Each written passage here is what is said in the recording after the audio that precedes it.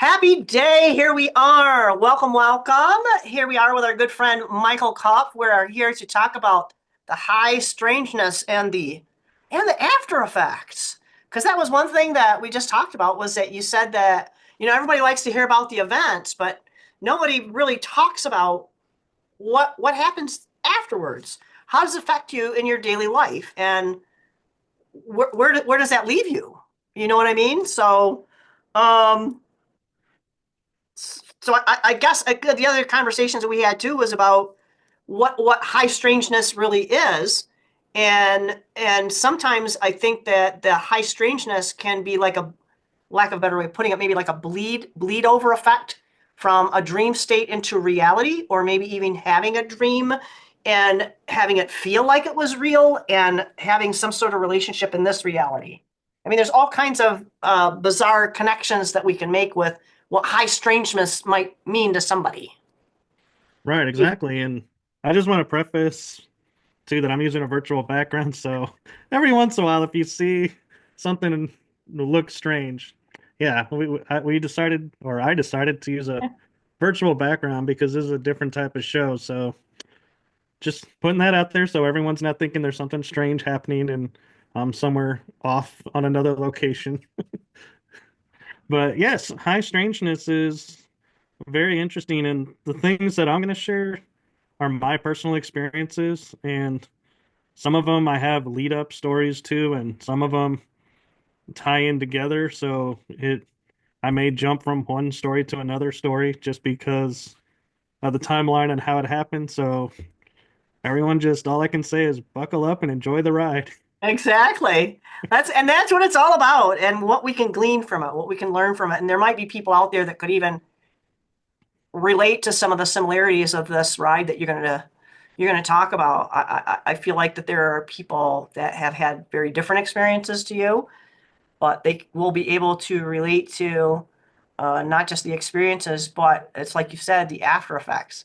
And I think that that's what really interests me the most is that when you have some of these things that you go through, whether it's something that you would consider to be a high strangeness or whether it's somebody who went through a more what you would consider a traditional trauma, you feel like you're a little more isolated and that people can't relate to you. And that's one of the reasons why I want to kind of do this is because I feel like people need to have the realization that you have someone, a lot of someone's who've gone through what you've been through. They are different experiences, but they are things that you can relate to. So I think that's the overarching reason for doing this. So one of the things that I think we talked about was that not so much that it was the experience itself, but maybe briefly give a background on what you're going to describe as the experience and talk about the after effects. And I think first thing you mentioned earlier before we hit the go button was France, because you've literally physically been to the places that you're going to describe. It's Right. not like some OBE or something like that. These are things that places that you've physically been to. Maybe give a wee bit of a background on how you got to the place that you were at and where that left you and to process that. Right. Well, before I start in France, there are three events that preceded that. So, like, and to be help to clarify what's going on is I have shared these experiences before, but I've never shared the impact that they had on me. And that's where we're going to be going today, is I felt like nobody ever shares that part. So thank you for giving me the space to share that. And so before I jump into the events, what happened that started all this was in August, um, not recently. It was probably 5, 10 years ago. I don't remember the exact year, but it was the end of August, and I was working a volunteer event, and my job there was to prevent people from going backstage area. Well, I was at the top of a staircase that has terrazzo flooring. So if you know terrazzo tile, you know it's very unforgiving. Well, somebody walked out of the door and made a U-turn and started going back to the backstage area. And apparently, I normally go every other step so I can get down the stairs faster. And apparently, I missed all the steps and landed at the bottom. And my leg felt like I had pulled a muscle. So I got up and I tried to put pressure on it so I could walk it off. And the second I step on it, I was like, ooh, no. I was like, let me give it a second. So I tried that 3 times to walk on this leg. Finally, I decided I'm just going to sit down on the floor. The house manager comes and finds me, and she goes and says, I'm calling 911. You are pale as a ghost. Something happened. And I said, I don't know. I remember going to the landing in between the stairs, and then I couldn't get up. I have no idea what happened. Still have no memory of what happened. But come to find out, I had shattered my leg bone. And my orthopedic said, oh, where was this car accident at? I said, it's not a car accident. I was inside a venue and apparently missed 4 or 5 steps. And he goes, really? Well, this looks like a leg that's been in a car accident, so okay. And my first thoughts are, okay, so this will be interesting. And the doc says, don't move your leg. Then the ER nurse guy, I guess who it is, comes to wrap the leg in binding and pushes down on my leg. So I start freaking out and going, I wasn't supposed to move the leg. You just moved the leg. And he's like, it's okay. It's okay. And so my leg was immobilized. And I go and get it checked from for x-rays a few after the surgery happens. And right before I go into surgery, the last thing I hear my orthopedic say, I hope we save the leg. And then I blank out. And I'm like, that was not a comforting way to blank out. So I come to, and I'm like, my first thought is, I feel both legs. Everything feels okay, I think. And I'm like, okay, good. We have both legs. All right. We're off to a good start. And I said to him, so, how long is this going to take to heal? He's like, well, you'll start physical therapy in a few months. Well, this being the end of August, in December, I have a trip to go to Hawaii. I'm like, no way, I'm not missing this trip. And so every 2 weeks, I go to get an x-ray to see how the bone is healing. And he's like, the amazing thing was is I was able to put the joint together perfectly. He stapled the staples in my leg so the skin would heal up and it'd be as little of a scar as possible. And he said he only had to cut one nerve. And so for the longest time, I had a numb spot on my leg from one nerve being cut. And I start walking on crutches, and he's like, after 3 visits, he's like, well, you can start putting a little bit of weight on it. And I said, does this mean I can do physical therapy? He's like, no, take it easy. We got to let it heal. I was like, the bone is healed. He goes, yeah, it does look like it's healed, but I don't want to rush it. Let's take our time. I'm like, Doc, I got a vacation coming up. I got to be able to walk. He's like, we'll get you there. We'll get there. Don't worry. So then I get into physical therapy finally in November, and I'm like, I got 1 month. So I'm going 3 times a week to physical therapy. And by the grace of God, the week before vacation, my physical therapist clears me for the trip. And so I'm like, oh. So we get to the airport, and maneuvering airports on crutches is not fun, but able to get through the scanners. And a side note, the reason I'm laughing is when I went up to the scanner, I had in the palm of my hand my card that said I had just had surgery. There's metal in my leg. Scanner never detects metal in my leg. The person behind me got flagged as having metal on them, and when they wanted them, there was no metal. Somehow the image was appearing on someone else, not me. So I get through, we get to the gate, and we find out the plane's delayed. It's like, oh boy. We get finally to San Diego to board the ship because, this is a cruise vacation. And we get there, and the cruise line is at the terminal. They're like, oh my God, you guys are so late. We are so needing to hurry. You have all your bags. We're like, we gotta go pick them up. So we grab our bags, we get in the van with the other people on our flights that were all together, and we get to the terminal, and they're like, okay, we got to process you, but we got to hurry because the ship is it's approaching its leaving time. And if you know anything about cruises, if you miss your departure time, you have to wait. There is no, oh, there's a 5 minute window. It's no, it's then or not.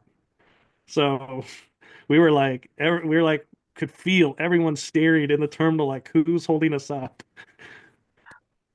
But so we get on the ship and working with the crutches. So now we're getting to the event. We pull into Maui, and I'm supposed to go on a snuba, which is scuba with a snorkel mask. So I was like, this is something new. This will be cool. So I leave my crutches in the room and I kind of limp a little bit softly. And we're out in the bay on this boat. And I finally get the fins on. And this guy that's running the event goes, okay, so here are the rules.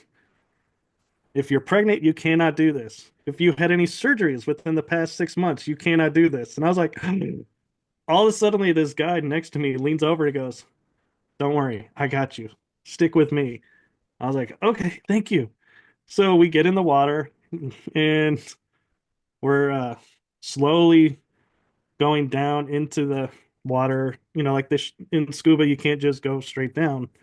So we're gliding down and we hit the bottom. And I pick up a mound of dirt like this. I just scoop it up and just watch it sit through my fingers. And I feel like, wow, I am touching ground that no one has touched in possibly centuries because it's underwater now. How cool is this? And I have this like magic moment in my head where it's like I'm feeling like, wow, out of time almost, just like processing stuff. So then we slowly work our way up so we don't get sick because even though it's a short distance, it doesn't matter. You still gotta rise slowly. And we get to shore and we take our gear off on the boat and everything. And I thank the gentleman for helping me. And he was like, don't worry about it. It's all good. All of a suddenly, when we get off the ship, I can't see the guy anymore. So I'm like, in my mind, going, did I imagine this person? Was, who was this person? And, I really wanted to thank him now that I have all my stuff on me. I could offer him something, but he just disappeared. So I'm like, could it have been like an angel on the ship to help me? Well, we go and we get on our transport back to the bus or the bus back to the boat. And we walk up and the agents are telling us to hurry up. We're late. The ship was needed to depart and it's holding everybody up. And so I'm like, okay, so I scan myself in and I make my way to the elevators, go into the room, and my parents greet me and they're like, oh my God, you need to call security. I'm like, why? They need to know you're on board the ship. On the back of my mind, I'm like, my key card's been scanned in. They know I'm in. But I'm like, I don't need security hounding me. So I call security on the phone and say, I'm on board. And they say, thank you. And I'm like, okay. We go to dinner and I realize I had left my crutches in the room, but I'm walking totally fine. My leg had reset itself back to pre-surgery. I had no limp. I could walk fast, and I'm not a runner, so never tested running. But my parents and I were in such amazement that touching apparently the dirt in Maui and the bottom of the bay reset my leg to the muscles and everything in the leg was totally normal. And so I That's amazing. I mean, and especially considering that, did you ever find out who that individual was who said, "Hey, I got you"? no, Okay, it's so like yeah, so I mean that was like also part of that healing process. I feel like it. And what was amazing is in my mind, I'm like going, I know I heal fast. I've had several doctors tell me that over the years, but I was like, never this fast. So I was like, that's really cool. And so I spent the rest of the trip as if nothing had ever happened and going and doing activities like normal. We get back, I go have my appointment with the orthopedic, checking everything out. And he's like really pleased with the progress and says, just do me a favor, don't fall on your leg. It looks like it's fine and everything, but just let's be careful and just not fall on it. I'm like, cool, I can do that. I'm not a clumsy person by nature, so I'm like, I can do this. So a couple years later, we're on a transatlantic cruise and we're in Spain, coming out of Rome, and we notice it's raining. So I'm like, okay, so I go and I turn the corner, being excited, going, I'm in Spain. This is really cool. I'm really enjoying, being able to see a country that I haven't seen before.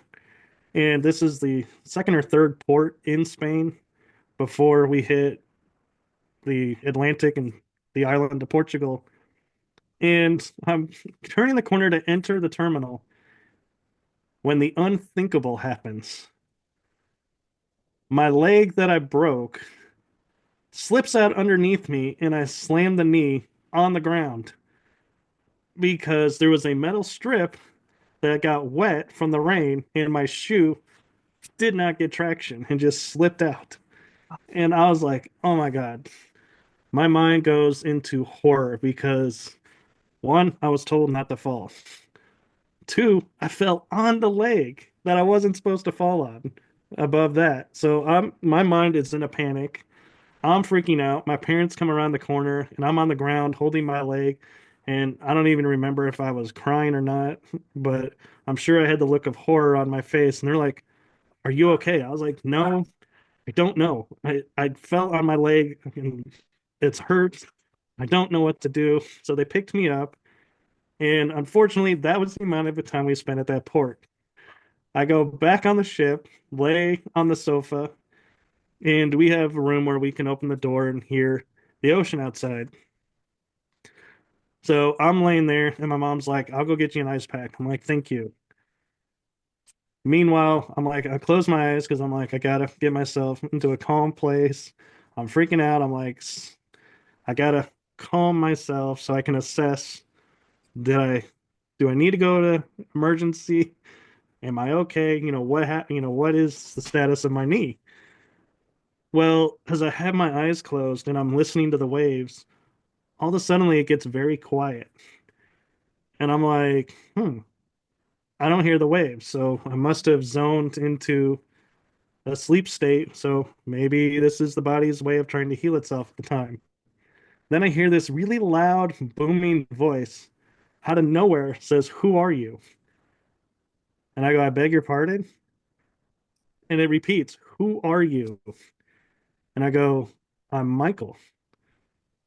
Who are you? I'm like, and it dawns on me, oh, they're asking what I do. I go, well, I can do Reiki healing. I do this stuff, that. Then I'm like, it gets quiet for a second. So I'm like, okay, what's going on? Let me take a moment to assess. Where's this voice coming from? What is your element? It yells out next. And I go, my element? What is your element? And I go, water. Where are you? And I'm like, what do you mean, where am I? Where are you? It says again in a loud, booming voice, mind you. And I go, and all of a sudden, without answering, I feel this tingling all around my body. And I go, oh my God, I'm on the freaking ocean, which is pure water. So I start to surround my body with the energy and essence of the water. And my leg goes from throbbing pain to nothing. And I'm like, I got mobility back in it, feeling well. My mom comes in the room and goes, here, I have your ice pack. And I was like, well, I don't think I need it anymore. I told her, I said, I had this weird experience and my leg seems to be fine now. And she's like, well, let's just take it easy. So we're like, okay, yeah, we don't go to shore. We go to dinner and call it a night. But that voice, I have never before had an experience where a loud, almost sounded masculine, but I don't know if I would could say if it was a male or not. But yeah, and when I talk to people about it, they go, we've come down to narrowing it down to two options. One is it's my higher self reminding me who I am and what I can do. to get me calm and centered. And the other was it was a being that was helping me. Well, that's kind of interesting because that was exactly what was going through my head um, when you were talking about how you heard this booming voice. And just what I've been kind of studying outside of just everybody's experiences because they have to have like a common thread. And when you said, well, it could have been your higher self, but I don't know if we even really understand what that means yet.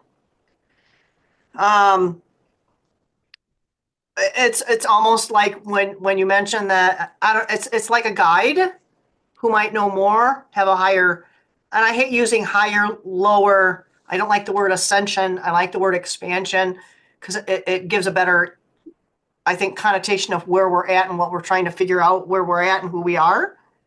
Especially when you mentioned that there was sudden quiet. And I think that's almost like your consciousness was pulled into a different realm outside of this particular construct that we're in right now. And that the voice that you heard, and I know you said it has masculine, but That could be the mind just yeah, but that's not wrong though, and that's what we can relate to here. It's got nothing to do with gender. The masculine and feminine have absolutely nothing to do with gender at all. And then it was booming because it was almost like it needed to get your attention. You know what I mean? Would your attention have been gotten quite as quick if it had not been booming? The way is the word that you use. So right. with And between the sudden quiet and then all of a sudden you have this booming voice. So I don't and know. It just feels like that this is something that could possibly be a guide because I think we have teams of guides who are advocating for each and every one of us in this other realm outside of where we're at and helping us navigate with the things that we're going through. right. And the other thing that I rarely ever mention that I feel like to add context is the booming voice had no form. I never saw anyone or anything. It was just a dark space where I heard the booming voice, and it was like part of me was like comfortable, I think, with the voice, and another part of me was like, you're saying, it got my attention. It snapped me out of the fear of what was happening and brought me back to a place where it only took three questions for me to figure out where I was, what I can do, and to get to it. Right. That's the thing that interested me. And when I think about, it took three questions. Well, one could say, well, what is three? Spirituality. That's why I'm like, could this have been my higher inner self saying, hey, we have your attention now. Let's, get to work. We are who we are. Or like you're saying, a guide that says, we know who you are. We know what you can do. We can get you there in three questions. And they worded them in such a way that it was right what I needed to hear. And even though they repeated some of the questions, I still count them as one question because the verbiage never changed. It was always the exact same question repeated till I gave the answer I needed to hear and that they wanted. Well, and the other question then too is, you said it was the same question. Was it the same tone in the question? Because a lot of times, you know, just saying, being a mom, what do you mean? What do you mean? I mean, there are different ways that you can say a certain phrase or a question that will have a different connotation or forcefulness to it. Were they all consistent when you heard them? They were identical. They were all consistent. So it The wasn't just the same words, boom, the it same was the words. same, it was the same impact. Right. Okay. Okay. And that's important because you're not necessarily gonna take it that way. And it's like it's gonna take you back to that same place. Here's the question. Your head's over here. You're gonna have the same question, and now your head's here. You're gonna have the same question, now your head's here. Now you've matched up to that question then. So you had to pull yourself back to their question. Right. And Okay. I was studying paganism, or I just finished studying like the first level of paganism at this point. And so when I got back, I thought to myself, who can I talk to about this experience to help comprehend what had taken place? And I reached out to my friend who taught the pagan class, and I said, and I explained to her what happened. And she goes, "What do you mean you were able to do that? No one at level one has ever, in my experience, been able to pull in elements and do elemental magic. How did you, are you, I can't begin to explain how you were able to do that. Your guides must have given you that answer to do that." And my first reaction was, well, to be honest, I don't like it when people tell me I shouldn't be able to do something because I do something, I do it. I don't sit there and go, oh, wait, so let's not do this because we're not there yet. So that always gets me a little bit because I'm like, yeah, everybody progresses and is at different stages. But then I also realized in this is her perspective. And so she is actually, in a roundabout way, complimenting me on being able to do something that she herself could not do at that time. So I was like, wow, that's really cool. And it's really cool that, yeah, I can do that and that it works. And so I then the following year I go through this program where it takes men only, for the program it's called the Mankind Project, and it's based on the Native American rite of passage of boyhood to manhood because that's something that we have gotten away from. So we never really have had what does it mean to communicate as a man versus a boy? What does it mean to, respond to things? Because as a kid, you get away with things. As an adult, you would not get away with because everyone's like, nope, you're learning. That's this. There's different consequences in when you're in adulthood. So I finish a weekend intensive. Their introductory into the program weekend. They call it an adventure. And the day I'm supposed to go and get my graduation and welcome to the community, I'm on a flight to France.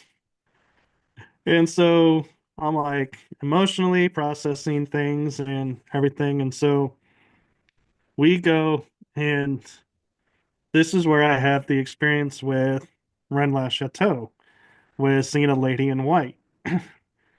Now, the first night we go up, and my roommate and I, when it's close to midnight, I hear rustling along the winding road up the side of the mount. And we get to the entrance, and I tell my friend, we got to turn around. I'm sorry. We cannot enter the city. And I feel like there's the guardians of the city because it's a sacred place. That's, they're chasing us up the way. We don't have permission. We got to turn back. Just had this bad feeling. So we turn back. We go to our rooms and sleep because my friend trusts my intuition. So the next night or the following night, we try again. Well, we see on a sacred mountain behind us what looks like a fireworm. It's this straight line like this, pure flames, like people holding a flame going straight down. Now, the only thing is, there are trees. So, one, we shouldn't be able to see the fires like we are. And two, how are they walking through the trees? Because they literally are going straight down through a forest, coming down the side of this mountain. And so I look at my friend and I go, if we're going, we got to go now. I do not want to meet that thing head on. So let's go. So we get halfway up.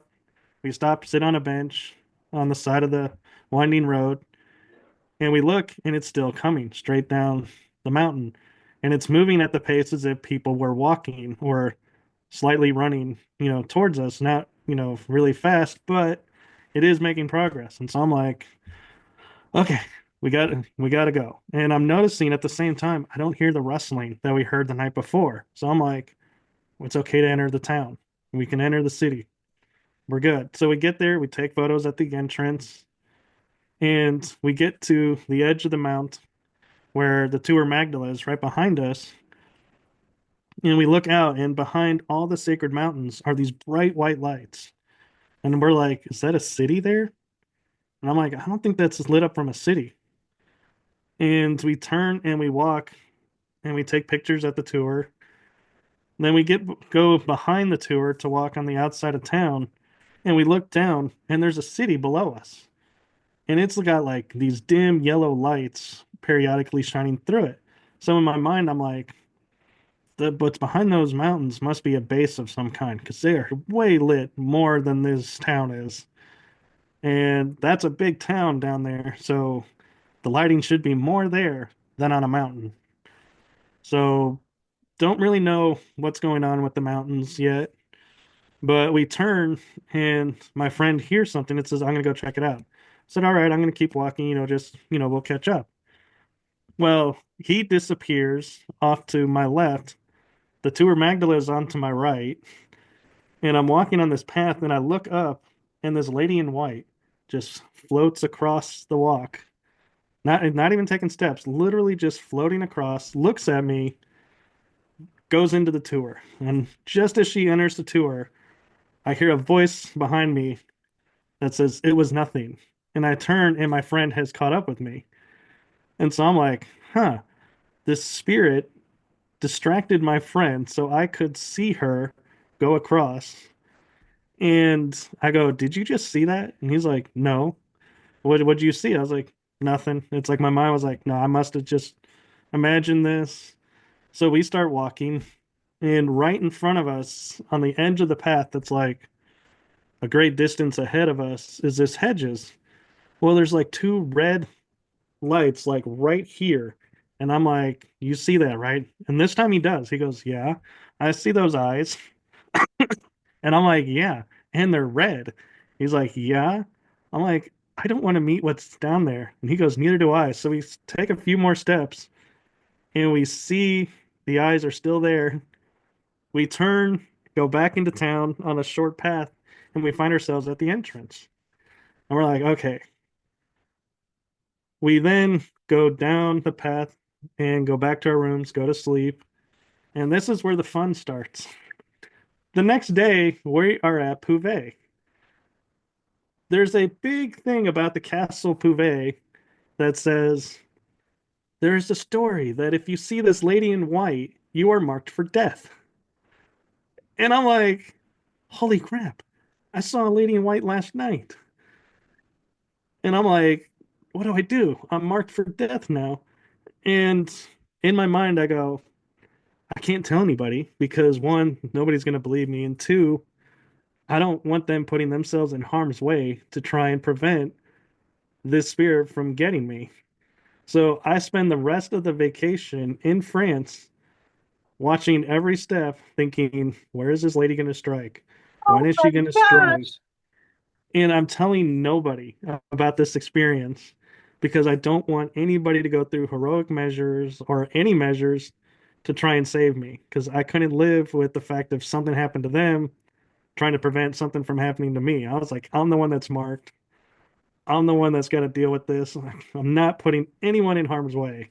So clearly, whatever it was that you had heard, maybe for others, it may or may not have been a fact, but clearly that's not what happened to you.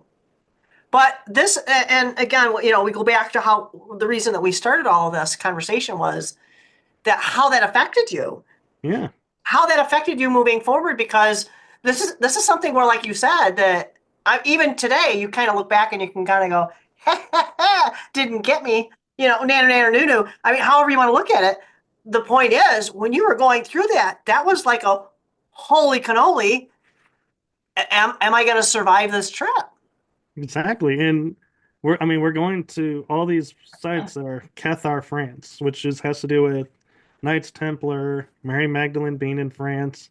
So already a mixed history of energies there. And I'm like, being marked has just been added to it.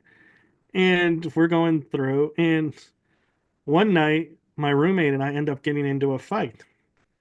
And we never fight, really. It's like when we argue, we just simply go, hey, all is good, just gotta, we're working on our communication. Well, not this time.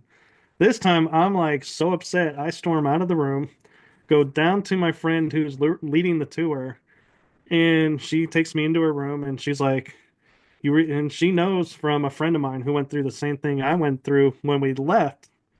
And she goes, you haven't given yourself time to process your emotions. You're emotionally raw. So you're taking things differently right now than you normally would.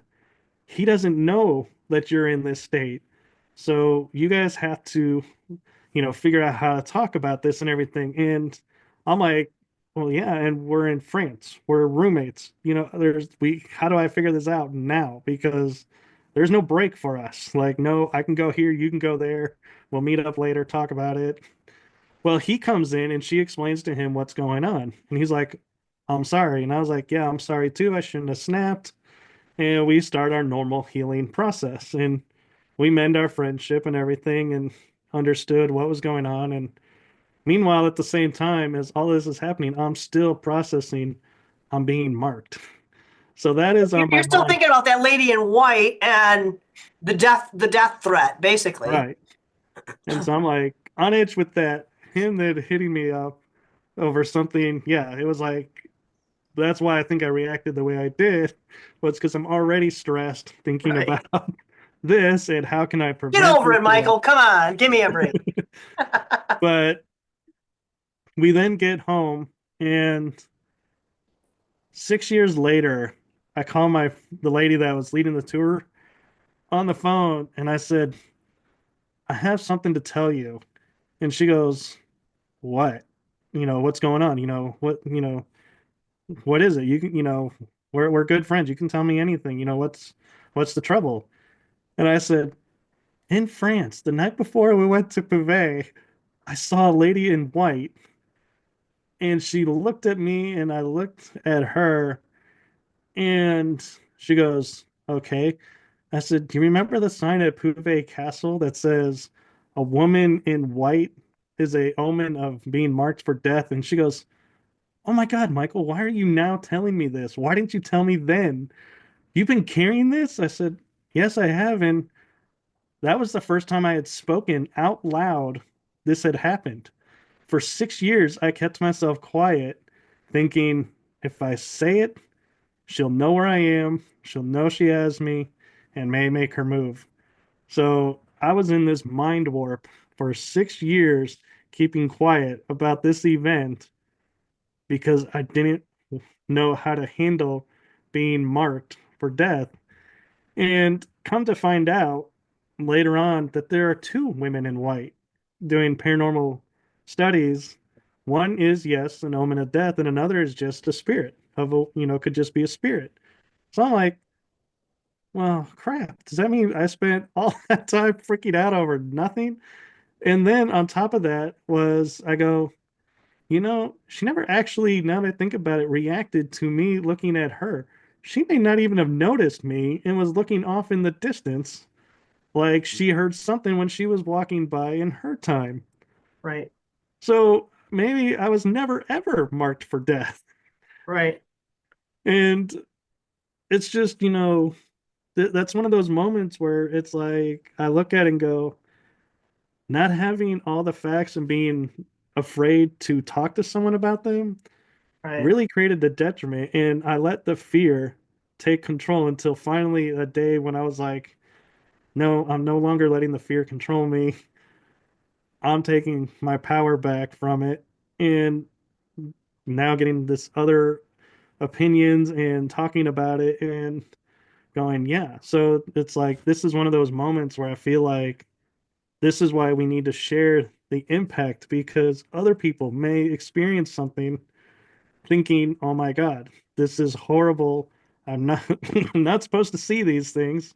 These are bad omens," and realizing they may not be a bad omen. You may Here's the flip side to that, to the flip side to all of that, though, really is, if you had not thought the worst and the thought processes that you need, not saying that this is for everybody, but for that you personally had to go through that to kind of process and thinking the worst, and this is the story that you were given. So let's say that your higher self was able to share that with you, that this woman in white was this death wish and all this horrible stuff, and you had to live with this. but you also had to process through that. It's like, oh yeah, there's this other story over here that wasn't it. It was just a manifestation and it was benign, so to speak. A lot of times it's almost like we go through these trials, if you will, to help us realize that we forget the power that we do have, irrespective of whether we realize that, yes, it was this omen of death. We still have the power of saying yes or no to that. We don't have to give our power to this so-called omen. We still have the ability to deny that. And whether that's going to work for us or not is another story. But the idea is that we have the ability to control our own story. And maybe that was a part of your revelation that there's actually two stories to this. It's one I didn't know about. Now I know about this other story, and hey, life is good, right? So, I don't know if that sounds convoluted or not, but it's kind of to me because I think a lot of people can kind of maybe relate to that is that, you always think the worst. You always feel there are a lot of stories, I think, of the lady in white, right? It's not just in the area that you're talking about, correct? Right, they're all over. They have stories all over. They're just like all over. Like, you see the lady in white, it's like you're screwed. But that's not necessarily the case, and your testimony to that. So, yeah, I think that that's really kind of a testimony again of being in touch with who and what you are. And maybe that was just like the long route that you in your own personal experience had to go through in that. It's just like with your leg. It was the same kind of thing. It's like, oh shit, I'm screwed. I'm at the bottom of the freaking stairs, and I'm not gonna be able to get to my Hawaii trip. But you ended up making that happen out of sheer will and then finding without even realizing it. But your intention was there. Your intention was to heal and do what you wanted to do to experience this whole trip. That trip was important to you on some personal level, and that you were able to connect through. I think you said you reached down in the ocean and you were able to pull up the earth or the sand, and that was part of your healing and realignment of your leg. So I mean, it's all kind of like interconnected, but we don't realize it in the moment. That that Yeah, that is like a super healing. yeah. And it gets better because But wait, there's more. there is. We go to Montsegur and we're in the castle ruins. And if you know Montsegur, this is where the last stand of the Knights Templar were on Friday the 13th. Hence the Friday the 13th omen. Well, we're on top of and looking around and we start walking down and I slide out and fall on my leg again. And my friend, my roommate, and the lady leading the tour were the only ones that knew I had leg surgery. And they see me go down, and he rushes up to me. He's like, "Are you okay? Are you okay?" And I'm like, "Dude, I just slipped. I'm okay. It's all right." And I had a completely, totally different reaction this time and just got up and I was like, "It's all right." And they're like, "You sure? Because, you just fell." And I was like, "Yeah, I'm okay." It's like I took a moment to go, "Oh crap, I did just fall." But then I was like, nothing happened. That's good. We're all good. And so that I wanted to share that part of the story too because it shows the growth from Spain where I fell and was in fear and let it affect the trip to now a year later in France and same thing happens, but it's like, nope, not letting it ruin anything. I'm in touch with the body. Everything's good. Not making a mountain out of a molehill. Don't need the drama. We're free. I'm not afraid of it. We're good. And just walked away and went on with the rest of the vacation. Well, that's good. That's awesome. And it was kind of funny because I mean, not that I was traveling anywhere, but we used to have horses when I was in my teens, and when we had two horses, so when my sister had gone up to college, I had the responsibility of exercising both of them, and hers was she was only two, and okay, long and the short of it is, in the cowboy movies when they pull back on the reins and the horse's head turns and they Yep. fall on their side. Okay, so I'm not a stunt woman, and that's what happened. And I'm grateful that I wasn't wearing a saddle. We had like a little pad. It had stirrups. It was like this thick, and it just strapped around her little belly. And she did. And it was on a road, and there was a semi truck. So, I mean, I could have had my head taken off by the semi. I could have had all kinds of really bad stuff happen. As it was, she fell. I mean, still, it's, 1,500 pounds of filly on my leg, and I have gravel on the inside of, you got your knee, and that's the inside of your knee. I have gravel here, on the inside of my knee, very limber on one side. I guess the point is that when I had gotten up and walked her home, I wasn't very far from home, but I was able to limp home with her. Uh, you know, that whole experience was kind of rough. But then again, like you were saying, here you have this other experience. You're in a different, country, and you fall again, and you're going, oh my God, this is happening again. So here I am on a different horse, my horse, with a saddle. The reins broke. He's decided he's just going to go. And here I am on pavement. And it's like, oh, poo. He's not going to stay upright. He's going to slip. So he goes down. And I start yelling, my knee, because my knee was pretty jacked up from that first accident, which was just a year earlier. And I'm screaming, my knee. And really, there was nothing that happened to it. It was just the thought, that recall of that previous accident, that brought this whole thing back to me of thinking, I'm jacked. I'm not going to be able to do anything. I'm going to, lose what little social life I have as a kid. So I think there's a lot of stuff that runs through our head when we're dealing with this kind of trauma, because ultimately that's what it is. And maybe that's what the lesson is how we are able to deal with these different types of trauma. Right. And it's also a great way to, as we talk about growing spiritually and saying, yeah, I'm not the same person I was before. Well, that's just words because there's nothing you really can base that on in most times. And so it's interesting to me that it's like here, I was presented two scenarios, one where I was in fear, the other one I was not in fear, and being able to see, look, I have grown. I have Hmm. advanced myself because I didn't react the same way. Same occurrence. One was wet from the rain, the other was a dry. So it was actually more embarrassing the second time because it's just dry dirt that I slipped on and fell. There was like no rhyme or reason why I should have fell. And that's kind of funny Yeah. that you said that, because the first time, well, I think I was like 13 the first time, and then maybe a couple of years later. Because it's kind of funny, the first time that I had fallen, I was one of those kids. I had no fear, you know, just kind of dumb, whatever. I mean, you can kind of look at it that way. I didn't have any fear over all the things I had done at that age. And then with exercising her and going through that injury, and that, yeah, it physically hurt, but you just get up and you do what you got to do, and you hobble home. But because of that memory, I'm sitting there thinking, oh crap, here we go again. I have no control over this situation, and I have to do what I got to do. You know what, from memory, I think I even had kind of jumped off, because I think when he went down, I kind of loosed my foot from that stirrup and put my foot on the pavement. Otherwise, I probably would have broken a leg.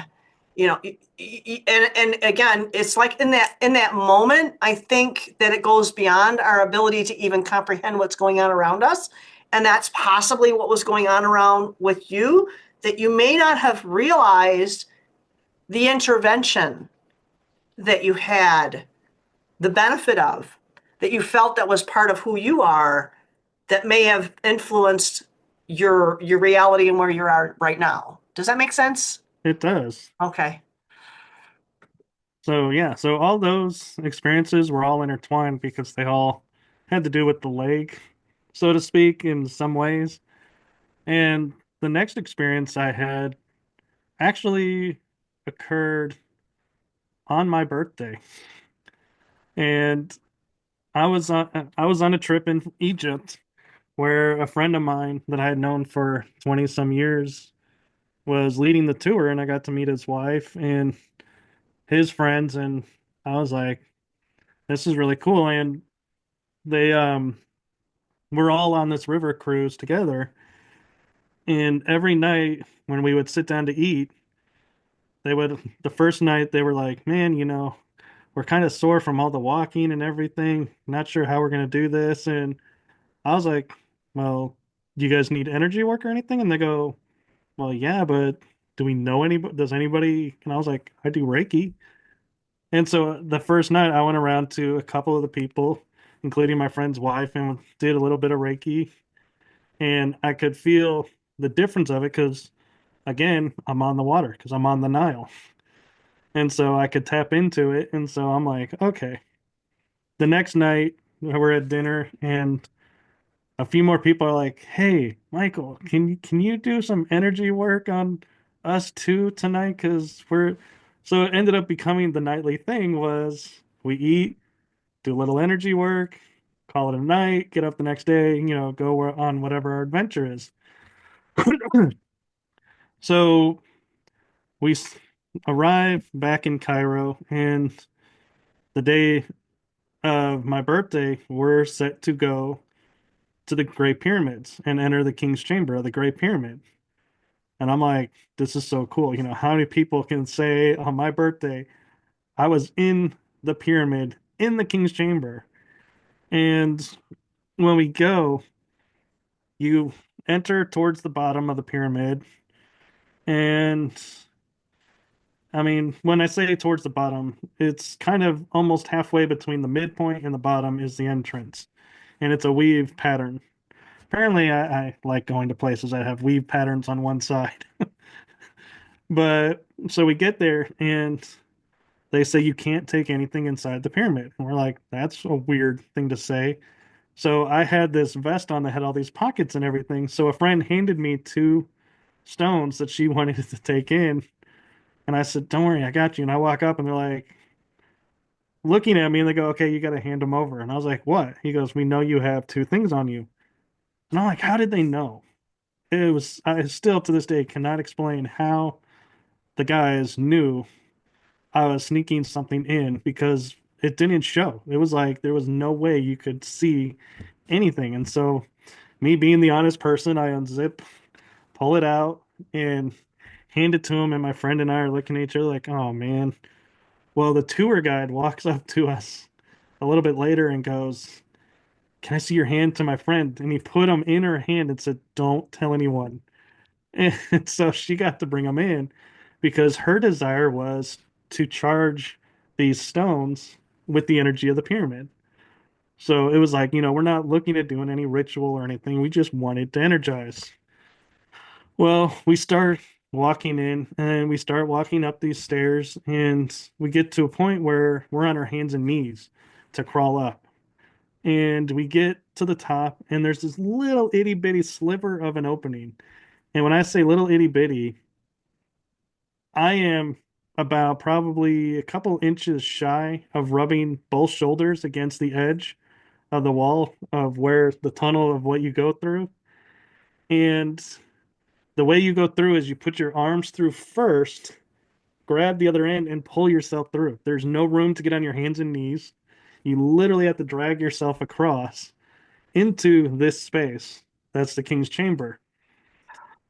Now that you have this visualization, this is where the high strangeness starts.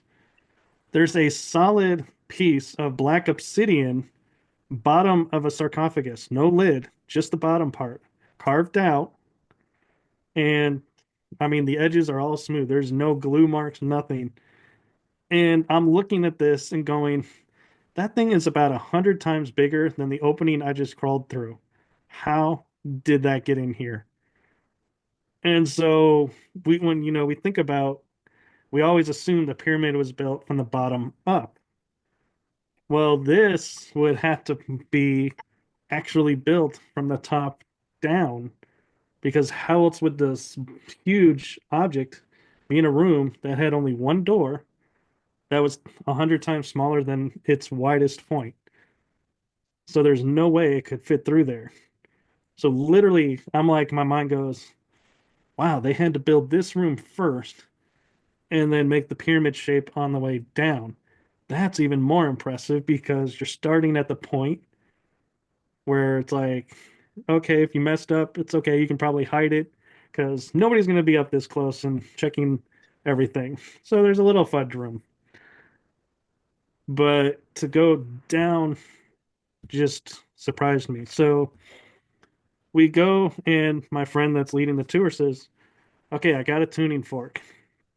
What we're going to do is everyone who wants to take and participate, one at a time, we're going to go into the sarcophagus. You cross your arms like this, and I will play the tuning fork on two corners, and you'll spend time in there, and then we'll have the next person." So we're like, okay, so we all are going through these experiences. And so I get in, and he taps the corner by my left foot, then taps the corner by my right shoulder. And I'm like, okay, what's going on? And I'm hearing this tone, and all of a sudden, this bright light appears in front of me, and the tone disappears. And I'm thinking, okay, tone probably just the tuning fork ran its course and stopped. No big deal. But what is this light? And all of a sudden, I hear voices. And I'm like, these voices aren't anybody in the group I'm with. I know I don't know these people that well, but I don't recognize the energy or the tone or even what's being said. And there's no way these are anybody in our group. And second of all, nobody's talking because we're being respectful of everyone's experience. And so I'm like, so I end up going through the light, and I end up in this foggy, like murky, watery area. And I hear these voices going, and there's multiple conversations. And I go, okay, whatever's going on, whoever's talking over there has the answers to what's going on. Let's just go over there, see what's going on, figure out what's, where am I? Because I'm like, this definitely is not Egypt. Well, to my astonishment, I find out who the voices belong to. It's the gods of Egypt. And I'm like, I see Ra, Osiris, Set, all of them, Horus, Isis, all the gods and goddesses are there. And I'm like, I can't understand what they're saying, but it's like I recognize them. And I go and I'm walking towards them, and I look and I remember going and saying, "What are you guys doing? Do you not see what's going on in Egypt and the world right now?" And the next thing I know, I get pulled back into my body, and I have a tap on my shoulder and like, okay, your time's up. Time for the next person. And I'm like, huh, I just said like the meanest thing I could say to gods, and no idea if they even understood me or what their answer was or anything. But we go back, and I'm listening to everyone's story that after everyone goes through, because I'm looking to see, did somebody else go to the same place?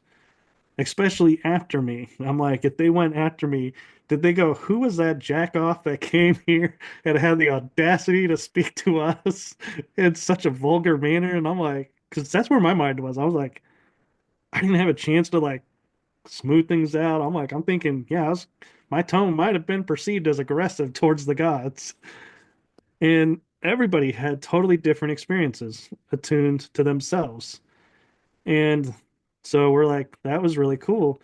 So we end up leaving the king's chamber, and this is where the high strangeness strikes again. I'm interviewing my friend who was on the trip with me, and she says to me, she goes, "Now, Michael, what did you experience in the queen's chamber?" And I said, "Queen's chamber? We never went to the queen's chamber." She goes, "Yes, we did. You went into the queen's chamber." I was like, I had zero memory of stepping foot in the queen's chamber. And she goes, and she starts to share her experience in the Queen's Chamber. And I'm like, why is my memory of the Queen's Chamber blocked? Like, my memory is King's Chamber out of the pyramid. We never stopped for another room.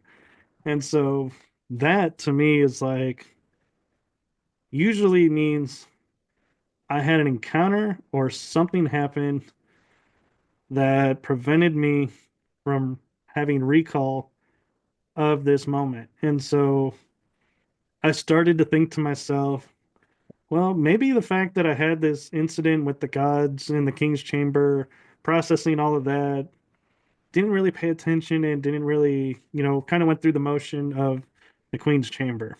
So I was mentally not there. Maybe that's why I don't recall. And then there's the other part of me that goes, well, I don't have recall of these scenarios in my past either, but those are hidden from me for protection. Did something happen in the Queen's chamber that I'm being protected from and not sharing for the same reason as these other memories? And so now I'm like in this quandary state of why don't I remember the Queen's chamber? And it's my birthday of all times to be, doing something. And the synchronistic of it is my roommate on the Nile cruise and at the compound where we were staying, because yes, we were in a compound because it's Egypt. We had armed guards outside the gates of the compound, was from Australia, Perth. His birthday was the same day as mine. What are the odds of finding a birthday buddy that's your roommate? Not too likely. Not too likely. But yeah, I think that is very significant for not remembering anything about the Queen's Chamber. Um, so how do you feel like that has repercussions for you as far as you have a lot of memory and a lot of detail as far as what happened to you in the King's Chamber, but no recall of the Queen's Chamber. So I guess I kind of want a little more elaboration on how that, because again, going back to the idea of how this impacted you, not necessarily back then, but in the now, because it's clearly something that is on your mind maybe a little bit right now, that you remember these things about the King's Chamber, but you still don't really have any memory of what happened in the Queen's Chamber. Is that something that you find might be significant for you personally? Well, I have certain memories that are more aware than others. And just like the first week of my healing from the leg, I've had people come up to me and say, I'm glad you're doing better. You didn't look so hot the first time I saw you from your surgery. And I was like, what are you talking about? This is the first time I'm seeing you. And they go, I saw you during your first week of everything. And I had taken one hydrocodone pain pill and I was feeling kind of off from the pain pill. So I never took any others. I totally went through my entire surgery, no pain pills, recovery, laying on a biomat, putting birch oil on my leg for healing the bone. And I Yeah, feel bad. for people that don't understand that hydrocodone, and it's an oxycodone. It's an opiate, so it can be highly addictive. And for me, anything like that is kind of I don't know. It doesn't take the pain away. It just makes you get to a point that you don't really care that you hurt. So that's the kind of the background with something like that. That I don't know that it necessarily takes away your memory, but I think it does make you not really give a rat's about what your body is going through. Well, apparently for me, it took my memory because it's like I've even tried meditating and cannot access anything from that week. Yeah, so you may have had something that was way beyond as far as the pain goes, because any of the opiates and opioids that having some experience with that kind of stuff, working in the substance use disorder field, and personally having been prescribed them as well, that it's something that it really doesn't make you feel better per se.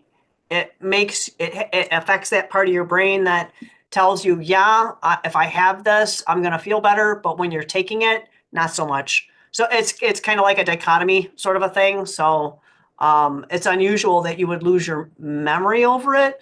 So there might be something going on different with you, Michael. I don't think that it was the oxy. I think it was something that is beyond that, outside of that, maybe even. Well, I have never been raised on chemical medicine. I've always been Yeah, raised on same. herbs. Yep. Like Tylenol makes me nauseous. I can't do it. I don't have anything in my house. I don't have aspirin. I got nothing. Sorry, you have to bring your own. Yeah, so I feel like because I was raised on herbs, that's the only thing that Yeah, was different. yeah. And And your body's going to respond differently to that as well.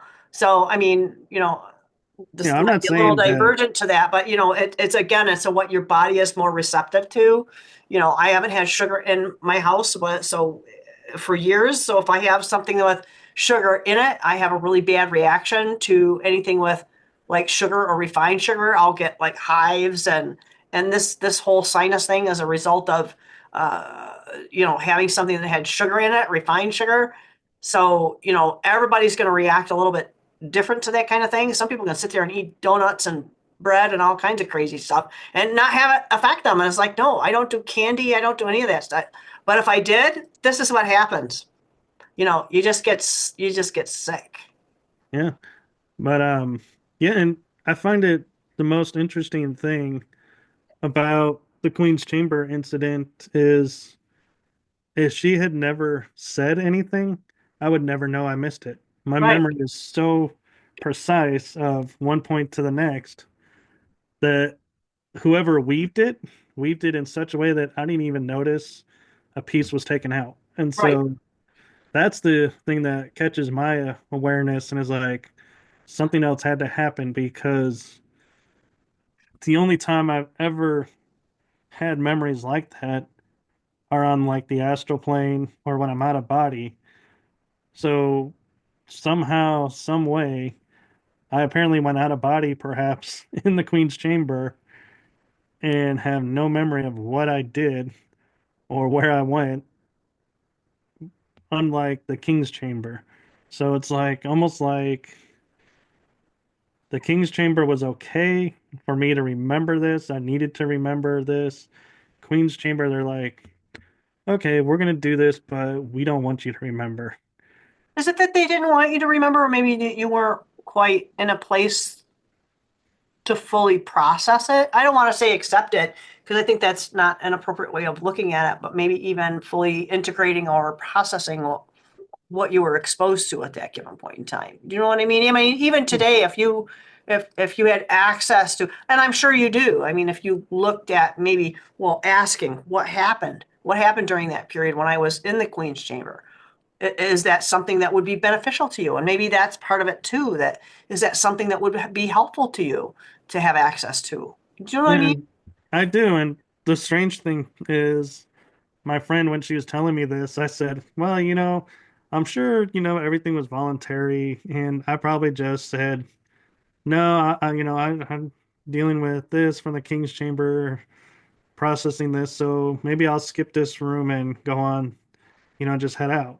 And she's like, and she was very adamant, no, I remember seeing you. We all went in there. And I remember seeing you go in. So I'm like, that to me is like, okay, so I did step foot in the Queen's Chamber, just don't know why. And so, yeah, it's one of those great mysteries. And someday I'm sure the memory will come back and I'll be like, oh, wait, the Queen's Chamber. Yeah, that's where this or that happened. Now I now I remember. And it was, apparently locked away for me to access it at this point. And now Mhm. whatever happened there, I need to know for the next step. And so a lot of times growing up and having awareness now of memories that I should have as a kid that I don't have, and in talking with people and going, is this normal? And they say the only time they've ever heard of someone having memories blocked like I do is they say is there's something that they're keeping you and those around you safe from. And if you accessed that and shared it, you could potentially be putting harm or a target on someone. And so I'm like, okay. And so looking at what the correlation of those memories and the memories of my trip in Egypt, I'm like, yeah, I can recall every temple. Maybe not recall the name of the temple, but I remember going and seeing the flower life at the Osirium. Went to Saqqara and had a strange blue light appear in a photo near a sarcophagus underground, and there was no blue lights around. And going and seeing Nefertiti's tomb, driving past the mountains where the Nag Hammadi was found. And it's like I can remember going to all these temples, spending sunrise at Philae, which is the temple of Isis, that they moved the Nile so Philae could be where it sits. And I was like, when I heard that, I was like, man, I know the Egyptians were good at building, but man, they knew how to naturally move a river and change its course. And I'm like, that's an impressive feat. Being that, all of our pictures of these people is loincloths with spears or tools. And I'm like, you wouldn't expect them to have the knowledge. Like today, we couldn't figure out how to naturally move a river and change its course. We're doing all these studies and using all these mathematics and science and engineering. And it's like, we have options. They knew. So it's like really makes you sit there and go, I really don't think we've gotten wiser through the centuries. I think we've lost some of our knowledge over the centuries and have a different picture of these people back in ancient times, especially Egypt, and going, these people were either helped by forces outside of the planet or our known world because they were making advances way beyond what we would consider possible for a Stone Age or Bronze Age people. Yeah, and I think a lot of the history is going to be, flushed down the gurgler at this point. So, hopefully, anyway, because what it's seeming to come up is a lot of the incongruencies that we see, even with the Egyptian and the timelines that we've been given. I don't know. I mean, this could take the whole discussion in a whole different direction, but yeah, I think a lot of our own personal experiences have a lot to do with our trying to process what makes sense to us in our current paradigm. The only thing that I have to offer is to hopefully, is that people are able to keep an open mind and not be judgmental because somebody else's experience is different than our own. Nobody has an experience like what Michael has. I mean, nobody. I mean, there might be some similarities to what you've gone through, but there is nobody who has the same experience that you do. I could say the same thing. Nope, nobody has had the same experience that I have had.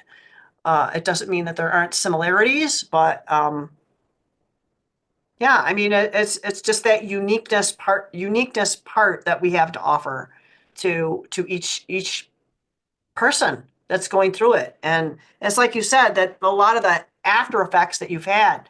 Um, One of the things I guess I kind of have to ask you is that I know that outside of the high strangeness aspect of what you've gone through, because those are definitely some unique events for you personally, especially with your whole leg experience. What other things that you have you found that you've gone through that is different or unique to you, but something that you might be able to relate to others? Because I think we've briefly talked too about some of the secret space program, and we might have to broach that in a whole different um, context or program, so to speak, to talk about that. Only because I think it's going to be something that is going to really be in the forefront of what people need to be talking about. Um, the word diplomat is coming into my head because not. I think most of us have been involved in that aspect of this secret space program that I know that a lot of people don't have has lost credibility, which I think has been programmed into us to believe because of some of the events that have happened in the last couple of years. I don't know how comfortable you are with talking about maybe your experience with the secret space program. I know someone locally made a confession saying that, hey, I think I've been involved in this. And, it was almost like a coming out of the closet kind of experience. It was like, whoa, okay. That was a big deal for that individual. In the middle of mid Michigan to come forward with that, that was brave. That was huge. So I don't know how you feel about that, Michael, but if you want to kind of segue maybe that into another type of program, or is that something that you could link with your high strangeness of maybe being part of this experimental space program that I believe that I don't think is part of our government per se, but is part of humanity, part of our where we're at right now. Wow, that's an interesting question, and that's a deep question. It's very deep.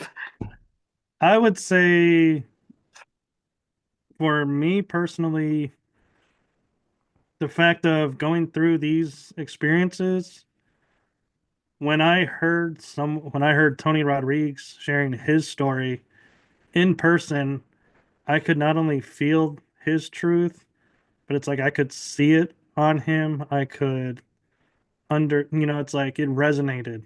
And I feel like if I had not gone through these experiences leading up to that moment, that I probably would be like, that sounds so far-fetched and so out there that I can't even begin to fathom that. And I'm not so sure about, credit, do I believe that's possible? I don't know.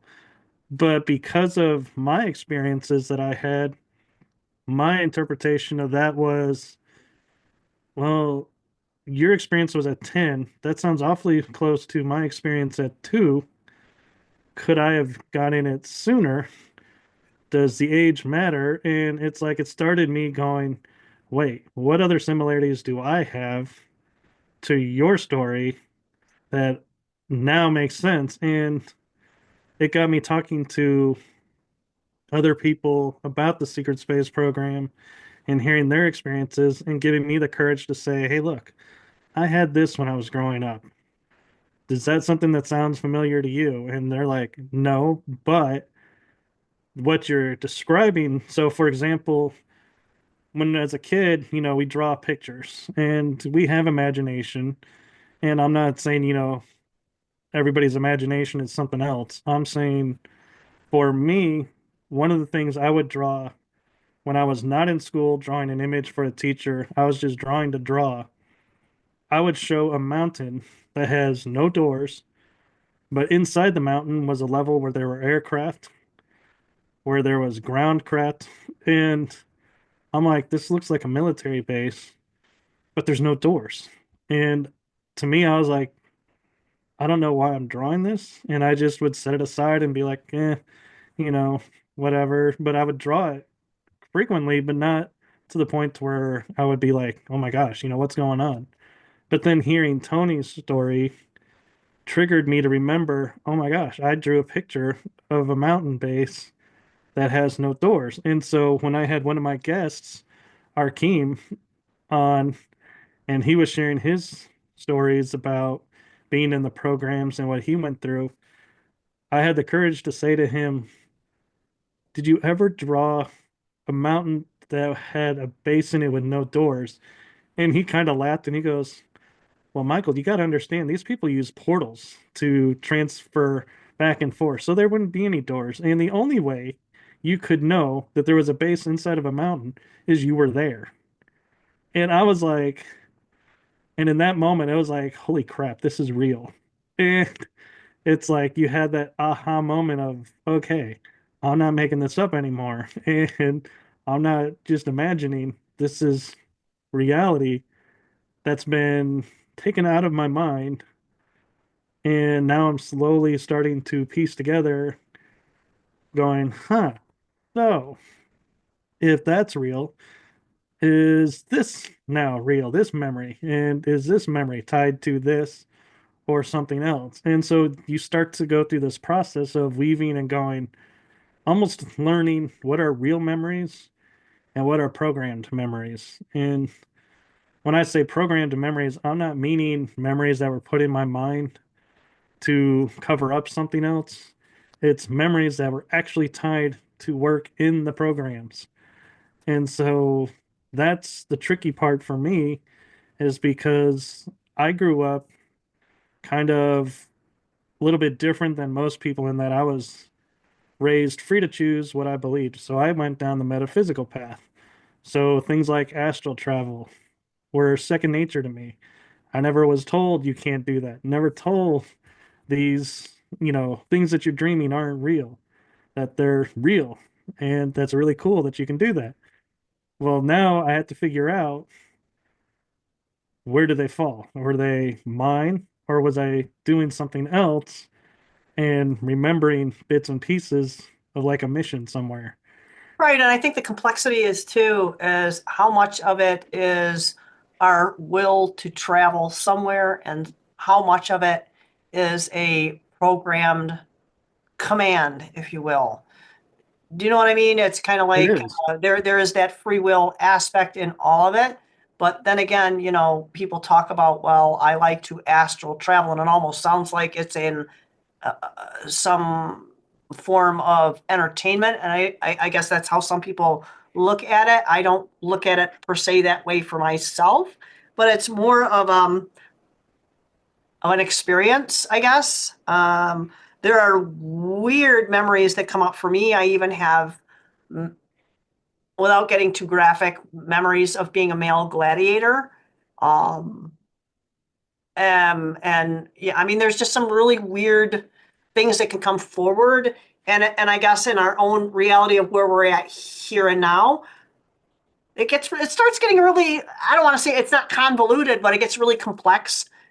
And I think that that's where possibly the reason is that we need to have not a dumbing down, but a limiting of our memories because they can become a little too overlapping and maybe enmesh. And it makes it difficult for us to function where we're at right now. Well, I know it would be for me if I started really thinking about some of the stuff I've seen and feel and that. So yeah, it's just very different. and there's an element to your example too that I feel like was overlooked and adds another layer of complexity, which is something I deal with all the time, is when you say a male gladiator, that could have been a past life that you're remembering. And so, because I've had memories of past lives come through where I remember doing stuff, being somewhere. And so now I go, and when I remember something, I have to go, okay, is this past life? Is this astral travel? Is this program? Where does this fall? And how do I determine which is which? And a lot of it may or may not be relevant. I guess ultimately it is part of who you are as an individual because it's all part or an aspect of self, whether it's a past life or something that is in a dimensionally different plane.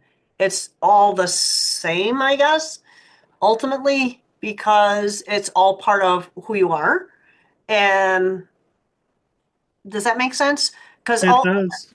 yeah, I mean, and I mean, you can fragment into these other ideas of that. Ultimately, it's still you. Ultimately, it's still you and your experience, I guess, for lack of a better way of putting it.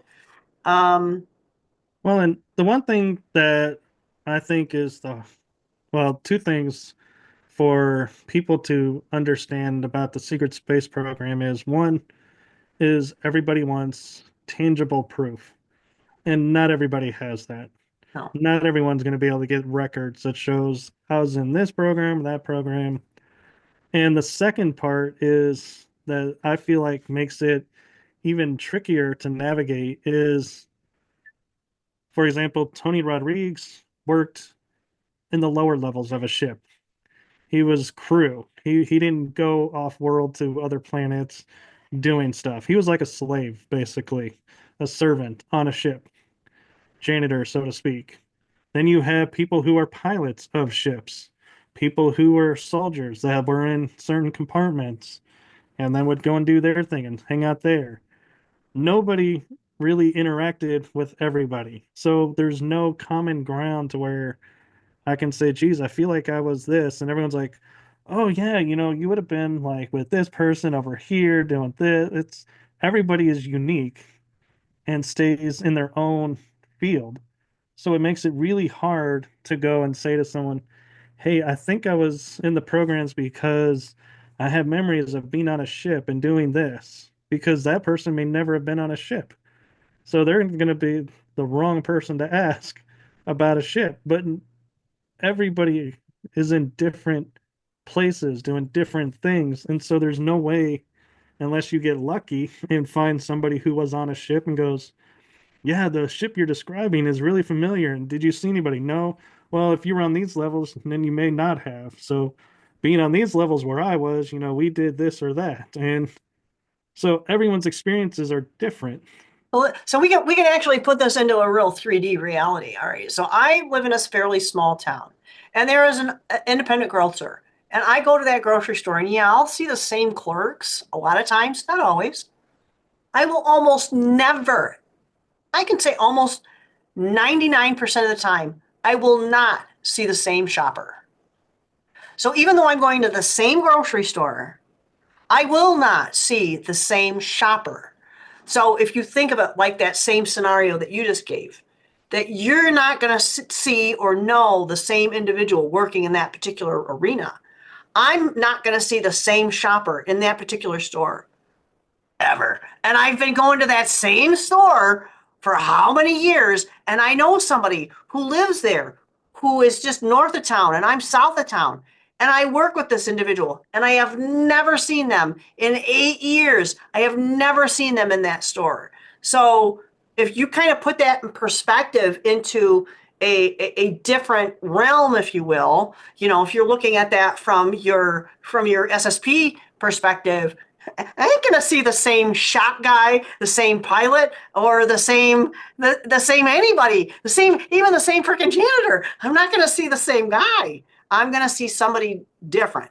It's just gonna be different because the rotation is different, the timing is different. I think that's just the way of where we're at right now. It's just a lot. You just have to have the same timing. Does Right. that And make one thing sense? it does, and one thing I want to clarify too is there's a misnomer of if you're in the secret space programs that you are either assassin, super soldier, time traveler. That's not necessarily true. Those Right. are aspects of it that are possible, and you can be pilot of a ship. You can be ground crew that never leaves the planet. You can operate as a in the programs here on the planet and never go off world. Right. I Or mean, you it's can kind of operate off world and you never see a ship or hear it right. appear there. I have coworkers that, it's kind of funny. When I worked in a different department, where absolutely love the people that I worked with. The one gal, she had been in the Navy for I don't know how many years. And it's like, that is so cool. She goes, yeah, I'm not so much. I've never been on a ship. Her whole time that she was in the Navy, she was never on a ship. So you would think that somebody who had been in the Navy had been on some ship. Nope. She was in Chicago for a while. Okay. Well, like what? Like the Navy Pier? It's just kind of weird that, when you think of somebody who is in the Navy, that you would think that they were on a ship at some given point in time. And no, they were never on a ship. They were always on land. So it's just the same type of thing that you think of someone being in a certain position in a certain faction of a military arrangement that they have this. It's like, I have family who have been in the Air Force. I mean, when you think of somebody who's been in the Air Force, never left the ground.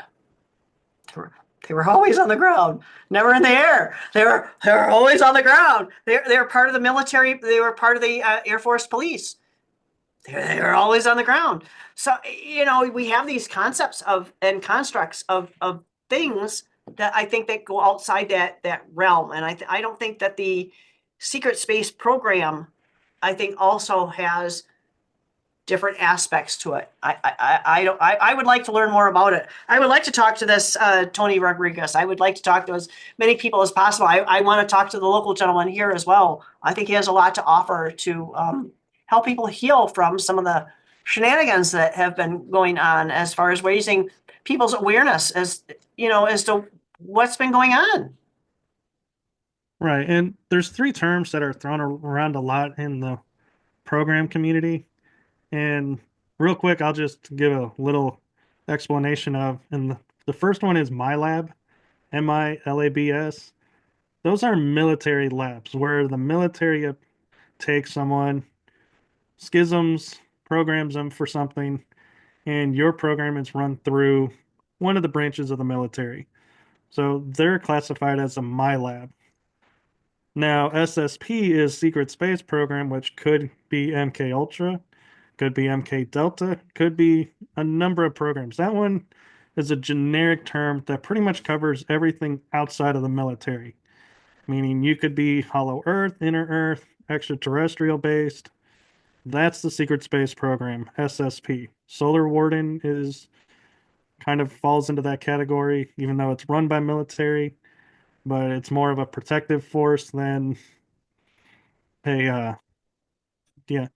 They get interwoven, and so it gets kind of tricky to Mm-hmm. run the web. And the other one that gets thrown around a lot that people don't maybe understand is Nachtwaffen, which is a German branch of the secret space programs that has been in operation since World War II and is based out of Antarctica, as best of my knowledge, and in New Schwabenland, which I've been reading is they're kind of changing the name of New Schwabenland, I think because too many people are recognizing it for what it is, so they're trying to hide it again. And so it's like, I think I've seen somewhere where it's New Schwabi, and I'm like, that's not really kind of hiding it, just a little easier to say, maybe. And Sorry, that makes me think of Schwabby the Hutt. I don't know. It's like, but yeah, and so when you hear people talking about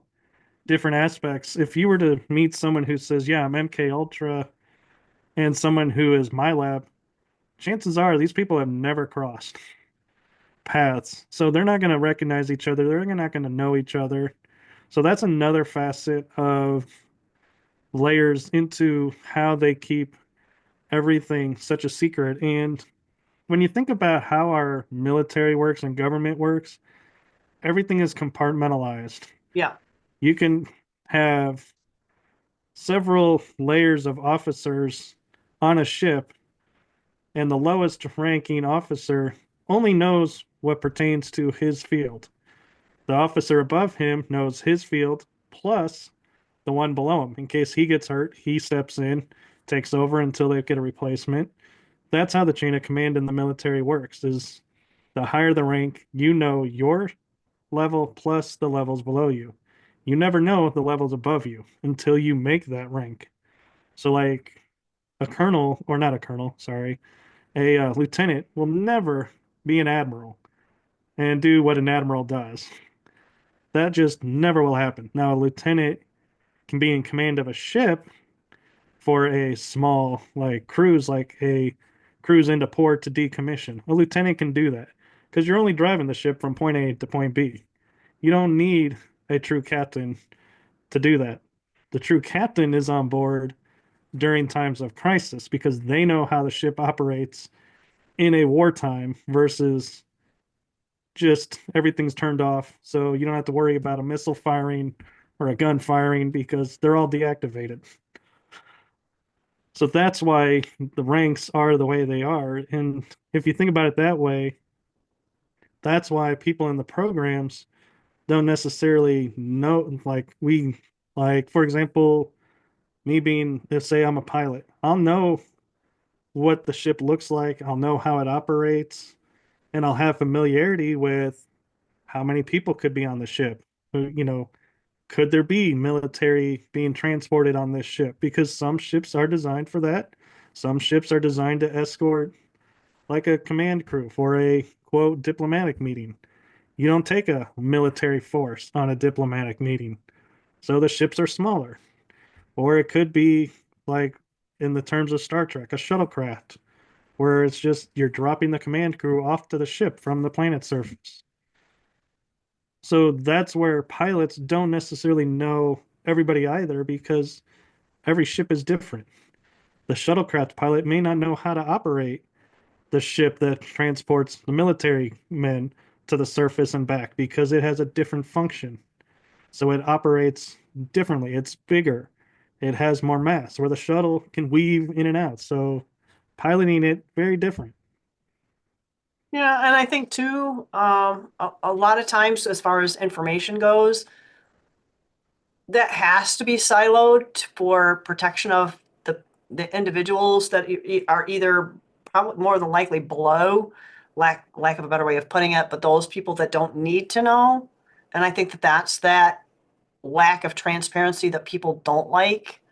But as far as functionality, that's a little bit different because everybody does have their little piece of ability that they need to know how to function within their job for like piloting a craft. So that's a little bit different, but boy, we kind of strayed a little bit off our mark here. Well, let me put it into you in these terms. If, say, you have a pilot of a F-16, they're not going to know how a stealth bomber operates, No, or a Blackbird, or a Hornet, or even a Huey, a helicopter. They're not going to know how to pilot that. Even though they're a pilot, right. you would think because you fly a plane, you know how a plane operates. That's a simple way of looking at it, of going, yeah, everybody knows what they need to know to do what they need to do. They don't know anything else. Now, some people are the rarity who, like, fly a fighter jet and own a Cessna to fly for fun. That's different. They made a choice to make a fun adventure out of their Yeah, career. jets are totally different than Cessnas. I've been up in both. Oh, Yeah. So, I mean, just because haven't met anybody that knows all the things doesn't make it not possible. right. It's just we operate in the world of what we know. And me, especially, I am very careful when I say what I know about doing the programs because I don't have full memory recall like others. So I don't want to quote false valor So and maybe say I did maybe this. you and I need to do a regression. It's possible. Yeah, I could do that. Would be I awesome. mean, It would be awe. I mean, it would be something that it would be at your discretion as to whether or not you would want to release that information or not. But regression is definitely possible. I mean, especially if it's something that's relevant to your personal development. And I think that that's a big part yeah, of where we're at right now as a humanity. We need to try and foster our own personal development. right. And everyone is different. Like Yeah. Arkeem, he's into learning what he went through and exposing everything he went through to stop it from happening to anybody else. Yeah. Other people are aware of what they have done in certain programs and are coming to peace with what they've done. Hmm. Me, my goal per se, when, I don't rush to get memories, is I don't really necessarily feel the need to know every detail of what I've done. I No, just like knowing that I was a part of it and that these memories are there. And so I can fill in a gap of missing things and feel like, okay, I'm not imagining. This is real. I did this work here, but do I need to know what rank I was? No. Do I need to know what craft I flew? No. Just the fact of knowing I flew a ship would be cool enough for me for but I, something. I think that in the healing aspect of where we are as a species, that it is important to have some sort of level of personal healing, and I think that's the important part. Right. is I mean, knowing yeah, knowing the details, like you said, that's not the important aspect of it. And because you already intrinsically know that, it's being able to recognize it and letting it go. That's the healing aspect. right. And to see the signs of it. So, like, if someone's in trouble, Yeah. you can go, hey, wait a minute. I've been in your shoes. Yeah. I know what you're going through. Let's talk. Just And like, sometimes talk doesn't work because I mean that's the whole thing. Talking is that impetus towards that healing part, but once that talk doesn't take you to that next step of being able to let it go, because I think that's where we are at this point, is being able to talk about it. Yeah, we can talk about it. Now we need to let it go. well, need to let it go and also need to make it aware so that people can't, well, not people can't, but people will see the signs so they can prevent from happening any further. Yep, yep. That's a big part of it. Let's not re-traumatize ourselves, right? Well, not necessarily even re-traumatize us, but at the same time is say hypothetically I am getting memories back and I get married, have kids, me recalling what I went through and how I started, I may see in my kids going, wait a second, you're starting to look and act just like I remember from that time frame and go, wait a minute, this is not okay. You don't have permission and take methods to protect the next generation from being put into this programs. And that's what I'm trying to get knowledge of is so that I can that's what I mean by help is to see what's going on around and know, wait a minute, this is not a sign of just an imagination gone wild. This is a sign of something else and we need to intervene. This is not okay.